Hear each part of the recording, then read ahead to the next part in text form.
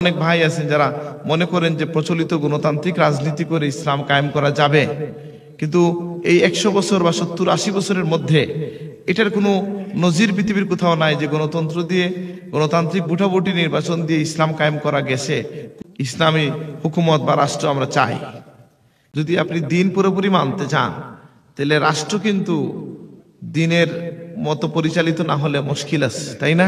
দেশের মধ্যে ইসলামী হুকুমত বা ইসলামী শাসন ব্যবস্থা থাকলে আমাদের জন্য কি ভালো হইতো না?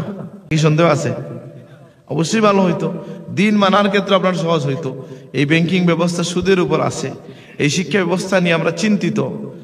একটা সরকার যদি ইসলামী সরকার হয় তাই জনগণকে নিয়ে এটা নিয়ে কি চিন্তিত থাকতে হইতো না। সুতরাং এটা মুমিনের চাহিদা হওয়া উচিত যে রাষ্ট্র ইসলামের অনুগামী হয়ে চলবে। এ কথায় কোনো মুমিনের দ্বিমত থাকা উচিত না। কেন? যে উদ্দেশ্য হচ্ছে দিন মানা।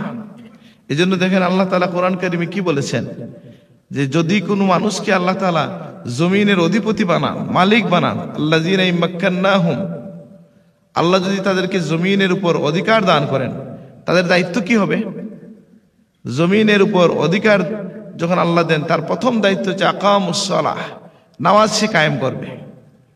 তাহলে একটা জিনিস বোঝা গেল যে আমাদের রাষ্ট্রকে ইসলামী করার উদ্দেশ্য হচ্ছে আল্লাহর গোলামির সুবিধার জন্য। বুঝেন না কথাটা আমার? আল্লাহর গোলামির সুবিধার জন্যই আমরা কি করব? ইসলামী হুকুমত বা রাষ্ট্র আমরা চাই। হ্যাঁ, এখানে বাংলাদেশে বা পৃথিবীতে একটা বিতর্ক চলছে যে আসলে রাষ্ট্রে ইসলাম কিভাবে কায়েম করা যায়, এটা নিয়ে বিতর্ক আছে।